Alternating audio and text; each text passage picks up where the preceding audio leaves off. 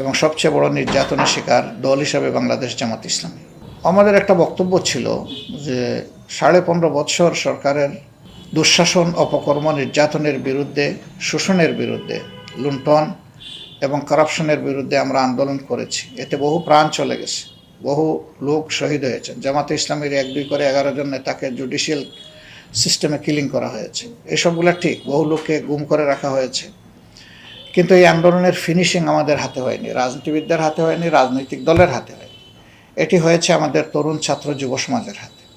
অতএব আমরা যারা আজকে এখানে আলোচনার টেবিলে বসেছি, আমাদের পরামর্শ আপনি নেবেন ঠিকই, কিন্তু আলটিমেটলি ছাত্র যুব সমাজের কথা শুনতে হবে। তাদের কথা না শুনলে এই পরিস্থিতি থেকে উত্তরণ হওয়া সম্ভব নয়।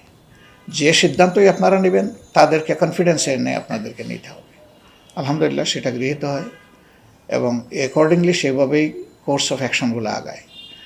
আর আমরা ওখানে ছাত্ররা যারা নিহত হয়েছে তাদের ব্যাপারে শোক প্রস্তাবের জন্য দাবি তুলি, এটাও হাউস গ্রহণ করে। এরপরে তাদের জন্য দুয়ার প্রস্তাব দিই, সেটাও করা হয়। এছাড়া অন্যান্য আলোচনা যেগুলো আপনারা দেখেছেন সবগুলোতেই আমাদের সায় সমর্থন এবং বক্তব্য ছিল।